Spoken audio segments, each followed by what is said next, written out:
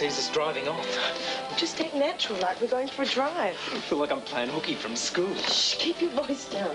No one's going to hear us. It's all about playing tennis. Well, Wayne's about somewhere, so's Rosie.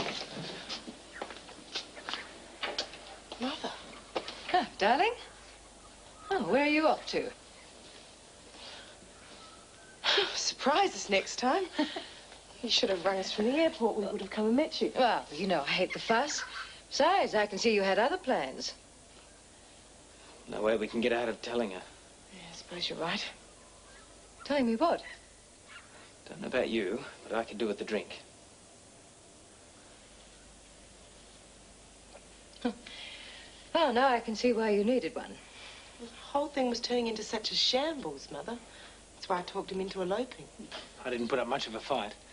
Anything Angie wants is okay with me. I see. I told you she wouldn't like it. We should have got away quicker. Better to sort it all out, I reckon. Couldn't agree more. Oh, you've had some silly ideas in your time, darling, but eloping takes the cake. Now, I know you don't think I'm much of a catch, but I'll tell you one thing. I love Angela. And I'm going to marry her whether you like it or not. Why are you both so sure that I wouldn't approve? I can see that you're very much in love, and Angela's happiness always comes first with me. You're harder to pick than a Melbourne Cup winner. I was sure you'd be immoral to kick up a fuss. Well, I would have once, but not these days. Congratulations, darling. Oh, you're terrific, isn't she? I reckon. Welcome to the family. Thanks. One condition, though. No more of this silly eloping nonsense. I'm back. I can help take care of any problems. Well, it's not that simple, Mother. Oh, don't worry about the men. When the Palmers arrive for the wedding, I'll play diplomat. We're having it in Melbourne, actually. David and Beryl are footing the bill, so we thought they should do the honours. That's where all the trouble with Daddy started. David refused to accept his help. Yes, he would. He's always been too proud for anyone's good. Just have to see what I can do. Then you don't mind us having it in Melbourne? Oh, I'm a teeny bit disappointed, but at least I know now I'll get to be there. Darling.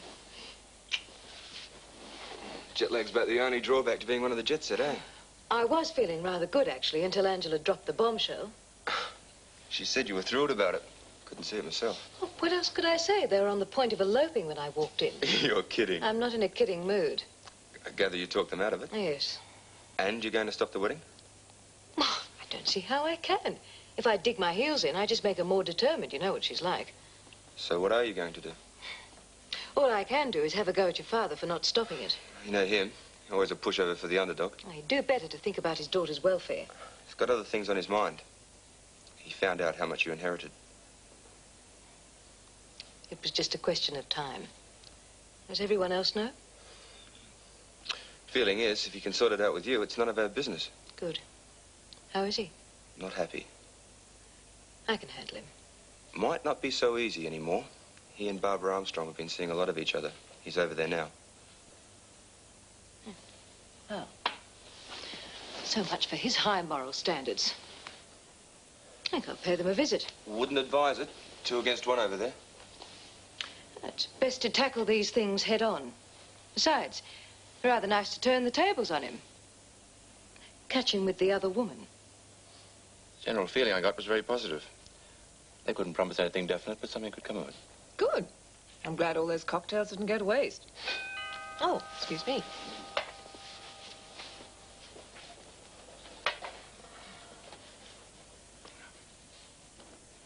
May I come in? Yes, of course. When did you get back? I'm not here for small talk. Where's Gordon? There.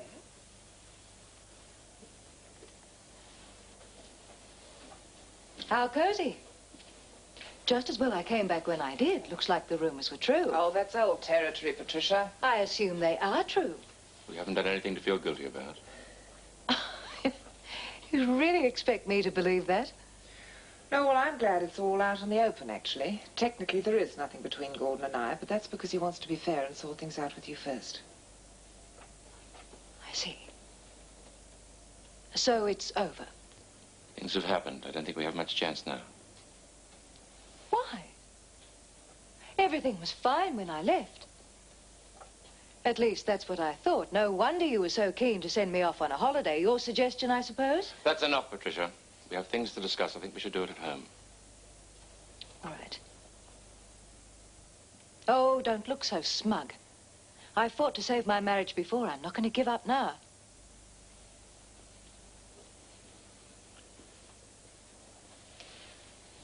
Quite a display. More bruised ego, I should say, than anything else. I'd better go. She's the one on the mat, Gordon. Don't you let her bluff you. I have to give her a hearing. Well, call me as soon as you can. I will.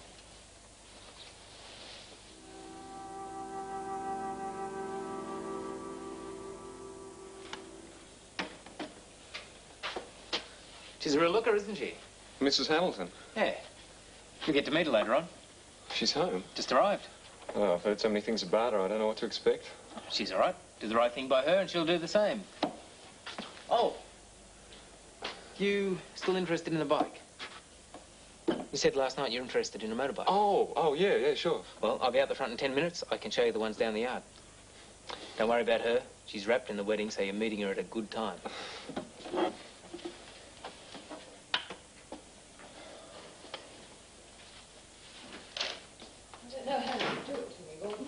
You've done a lot worse than me. I'm telling you now, I'm not taking it anymore.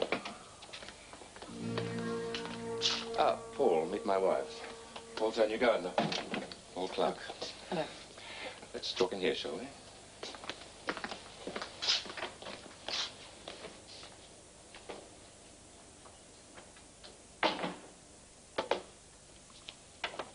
All right. Tell me why you've given up on our marriage. Basically, because I know you don't give a damn about me. That's not true.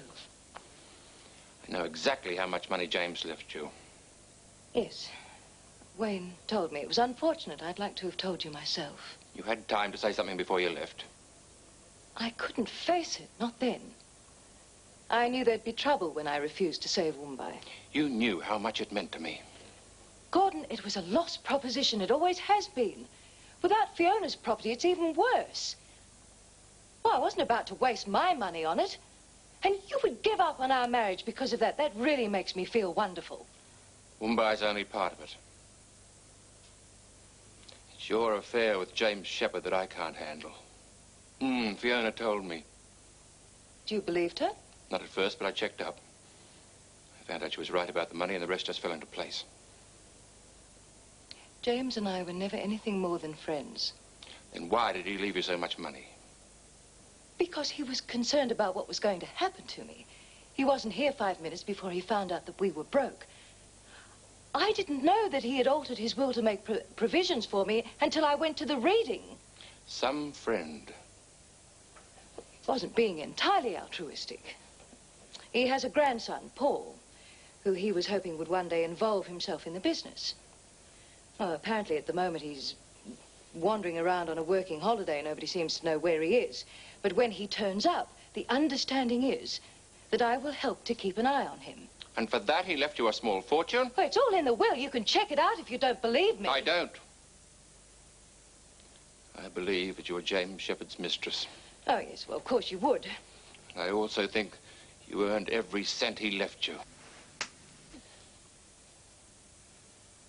I want to know the truth.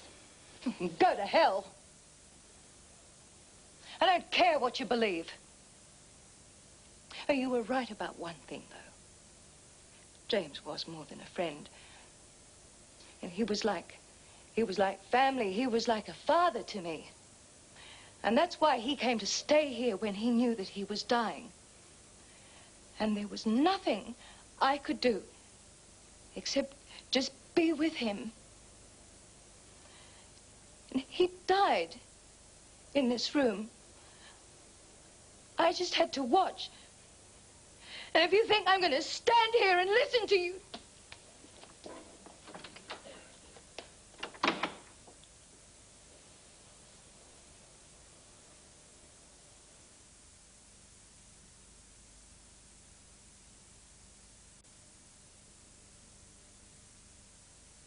I didn't know he died in there. I don't want to talk about it. We can't leave things up in the air. Either you believe me or you believe Fiona. If it's me, we have a chance. If it's her, we don't. Why should she lie about it? Well, she's had a score to settle with me for years. At least she thought so.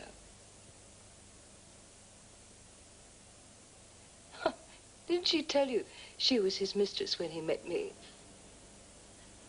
No. Might have known she wouldn't tell you the full story. She'd been his mistress for years. You were having trouble getting started in business. I realized that he could be a very good contact, so I approached her. Asked her to introduce us to him. She did, and he was.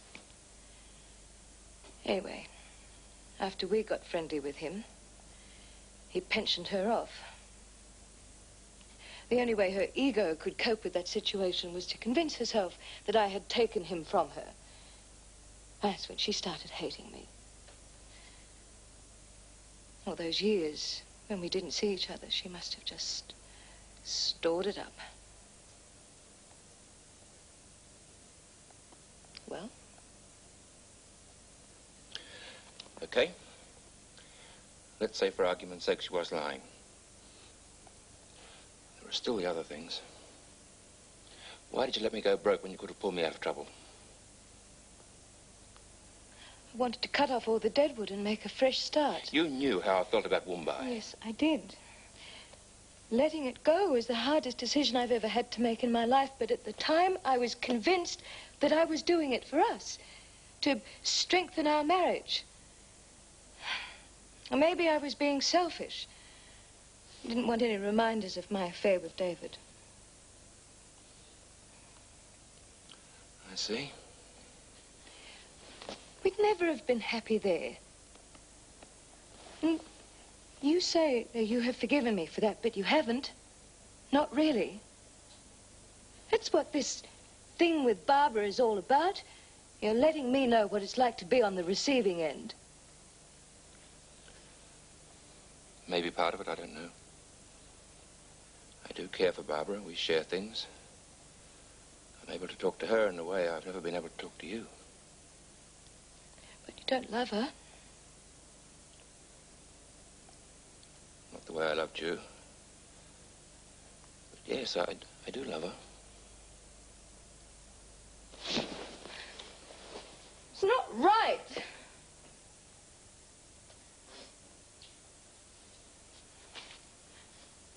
I'll be honest with you. I didn't love you when we got married. But I was very fond of you, and I thought that would be enough. When David reappeared on the scene, everything just went to pieces. But it wasn't until we were actually on the point of divorce that I realized how much it'd come to mean to me.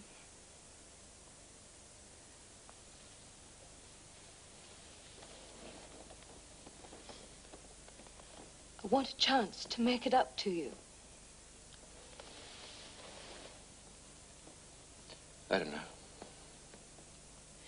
We can do it if you just give it time. I can't make an off-the-cuff decision. There's too much involved.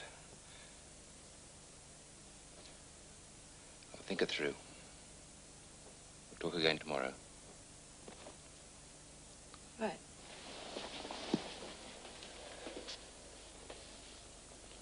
I'll see you in the morning. You're going to see Barbara? It's only fair to tell her what happened.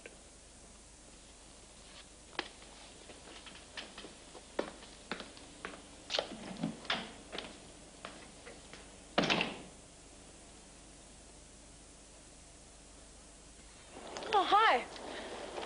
Mother's back. Have you seen her? Yes, we just had a long chat. And? She explained things. Well enough? I think so. I'm not sure yet. Don't be too tough on her. She's had a lot thrown at her since she's been back. Ah, yes, the engagement. How'd you take that? Like an angel, but didn't you talk to her about it? She didn't have much of a chance. Of course not. Got to go. I give you a lift somewhere, Paul? No, thanks, Mr. Hamilton. I'm waiting for Rob. Fine. See you both later, then.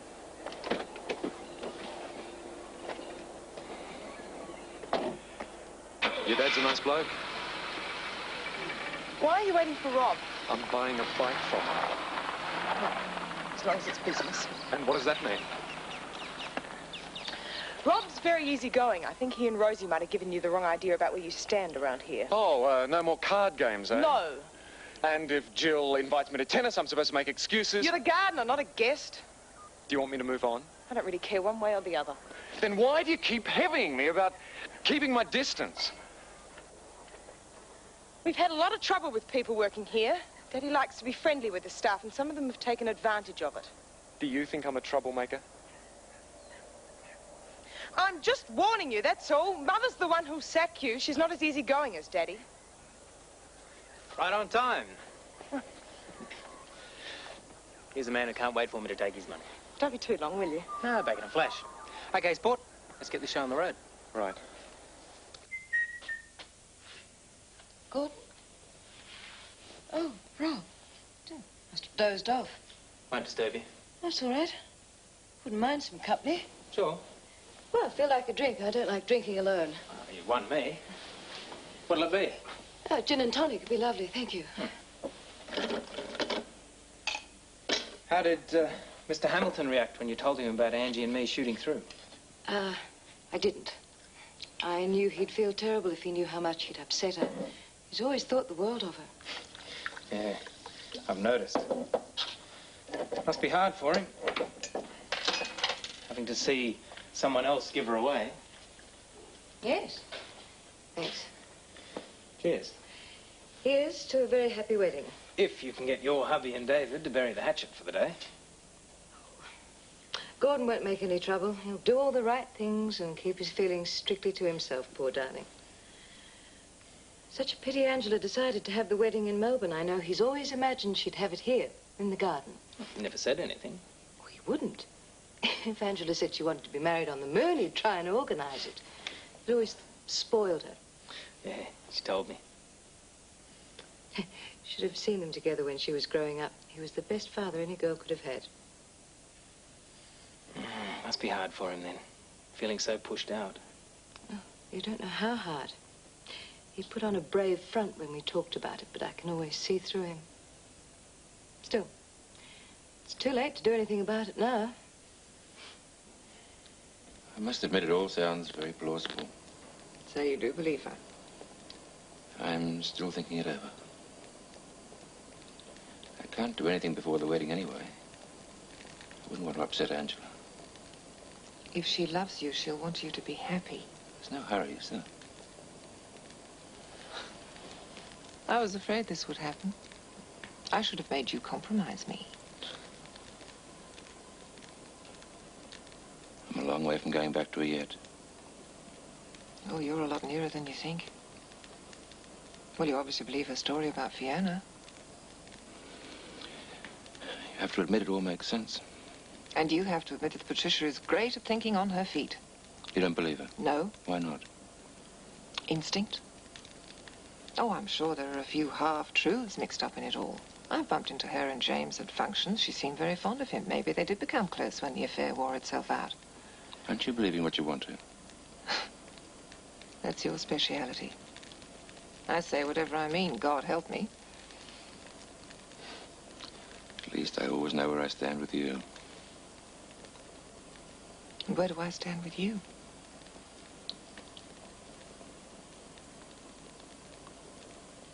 I care about you a great deal, Barbara. But I think we shouldn't see each other for a while. Not until I've decided whether I'm staying with Patricia or not. I see. I know I'm letting you down badly. Especially after all you've done for me in the past few weeks. I had no business letting you think I'd leave Patricia before I talked to her. You're making it sound as if it were all your fault. It does take two to have an affair. If I had any sense, I'd let it happen. Well, why don't you? She won't make you happy. We've been married a long time. When we got back together again, I promised her I'd try and make a go of it. Well, I think what she's done to you gets rid of any promises. If she's telling the truth, she's done it all in good faith. If? Well, I've had my say. I'll shut up about it all now. Let's have some dinner. I can't stay. One more dinner's not going to hurt, is it? I need to be by myself for a while. I understand. I knew you would. No matter what happens, I want you to know I'll always care for you. I know.